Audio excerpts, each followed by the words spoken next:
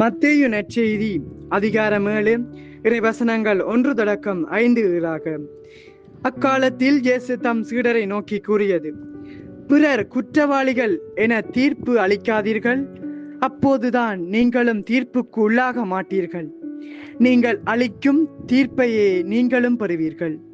நீங்கள் எந்த அளவையால் அளக்கிறீர்களோ அதே அளவையாலே உங்களுக்கும் அளக்கப்படும்.